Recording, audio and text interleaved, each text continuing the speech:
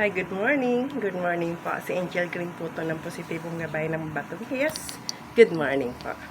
Kumusta na po kayo? Kumusta na po ang aking mga subscriber?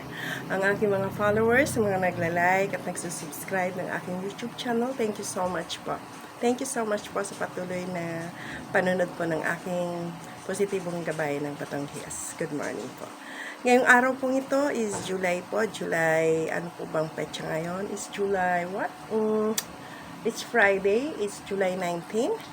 Malapit na naman po ang ating ghost month. After nito, 1 week. July 31st. After 31st is August 1 is Thursday. Yun. Thursday. Unang pasok po ng buwan.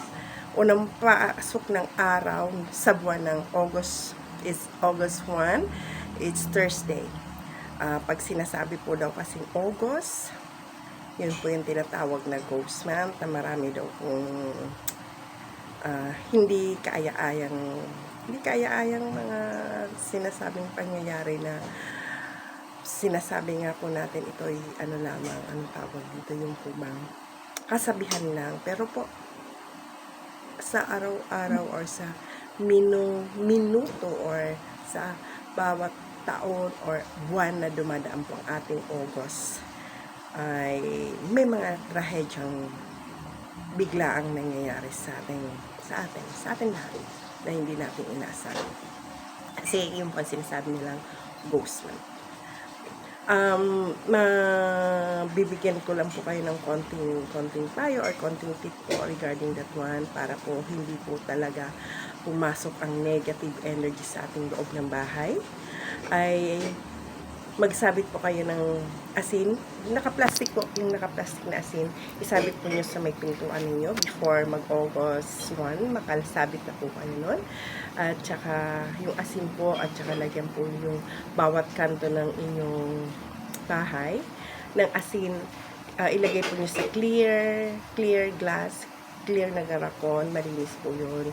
Lagyan po nyo siyang asin bawat sulok po ng inyong bahay for protection po, kasi ang asin po ay magpaboy po ng mga masasamang enerhiya, masasamang espiritu na pangontra po talaga sa lahat ng mga negative energy na pwedeng pumasok sa ating bahay. At the same time, yun nga pong sinasabi natin na sa loob ng bahay siguro po, nararanasan naman natin yun. Nararanasan natin na minsan po may mga biglaang sikalog or biglaang hidwaan or biglaang pagtatalo or mga problemang dumarating sa atin na hindi natin inasahan. Kaya isa rin po yung para kahit paano kung may biglaan naman po problema, sikalot, nagkakaroon kayo ng diskusyonan sa loob ng bahay. Isa rin po yung para kahit dumating lang po yun, ito yung inyong agad-agad masusolve po, ganyan mabibigyan ng suliranin, agad-agad po mangingibabaw sa ating puso at isipan, ang pangunawa at ang pagmamahala natin sa isa sa buong pamilya, sa ating kabahayan, kabayahan, or pamilya po, or yung sa ating member ng ating family. Nagkakaintindihan at mabibigyan po ito ng solusyon kung ano man pong problema ito. At yung isa pa po, yung asin po na isasabit po natin sa may pintuan, ilagay nila po nyo sa clear na plastic. Isabit nyo po nyo yun. Gawin po nyo before mag-August para po pangontra po sa papasok po mga negative energy, mga bad spirit. Kasi ang August po daw, yung month ng August, nandun po yung malalapit sa disgrasya or yung buhay na buhay, yung mga espiritong nagligalig dito sa atin.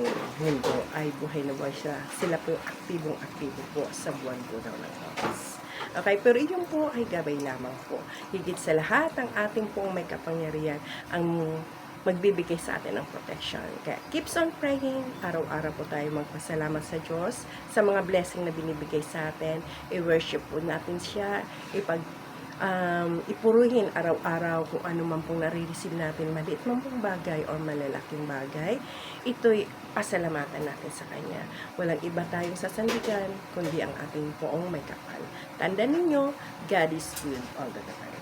Okay, thank you so much po sa panunod ng aking Positibong Gabay ng Batang Hills. Maraming salamat po.